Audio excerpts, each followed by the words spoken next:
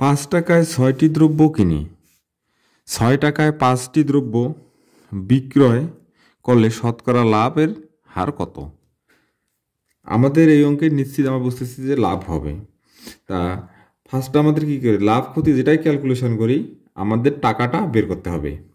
তাহলে টাকাটা আমাদেরকে বের না করলে আমরা তো লাভ ক্ষতি ক্যালকুলেশন করতে পারবো না। তাহলে আমরা এখন টাকাটা আমরা দেখি কীভাবে বের করা যায়। যাই হোক, এখানে লেখছে 5 টাকায় 6টি দ্রব্য কিনে, মানে কিনে মাছে ক্রয় মূল্য। তাহলে আমরা এখানে লিখতে পারি যে 6টির দাম বা 6টির ক্রয় মূল্য হচ্ছে কি 5 টাকা। একটির ক্রয় মূল্য 6/5 টাকা। আবার বলা আছে কি, দেখো 5টির এটা হচ্ছে কি ক্রয় মূল্য। এখন বলা আছে যে আবার 5টি 6 টাকায়, তাহলে 5টির দাম হচ্ছে কি 6 টাকা। তো একটির দাম কম হলে ভাগ, এটা হচ্ছে বিক্রয় মূল্য। এখন আমরা দেখি এটা কি হয়েছে, দেখো লাভ হয়েছে। এটা কি হয়েছে, লাভ হয়েছে, আমাদের বিক্রয়টা বেশি আছে, ক্রয় মূল্য থেকে বিক্রয় মূল্য বেশি আছে। তাহলে আমরা এখন লিখতে পারি, তাহলে লাভ সমান তাহলে বিক্রয় মূল্য মাইনাস উপরে 6, বিক্রয় মূল্য মাইনাস ক্রয় মূল্য, এই যে ক্রয় মূল্য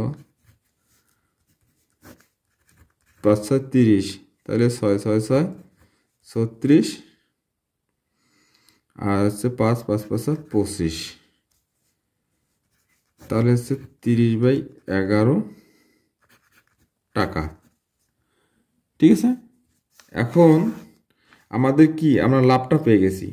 তাহলে এখন যদি আবার চিন্তা করো যে কোনো কিছু লাভ ক্ষতি ক্যালকুলেশন করতে হলে কি ক্রয় মূল্যের উপর করতে হয়।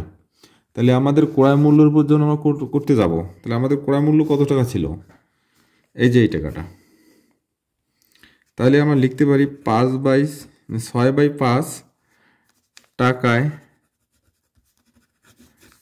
লাভ হয় এই যে এই টাকাটা 30/11 টাকা। ঠিক আছে, এখন 1 টাকায় লাভ হয় কম হলে ভাগ, এটা কিন্তু আগে আমরা লিখে নেব, এটা অপরিবর্তিত থাকবে, এই সংখ্যাটা চেঞ্জ হয়ে যাবে, উপরে যাবে 6, নিচে আসবে 5। অতএব 100 টাকায় বেশি হলে উপরে আমরা গুণ করে দেব, 30 × 5, এই শূন্য কেটে দেব 2, 5 × 2 = 10, 44%।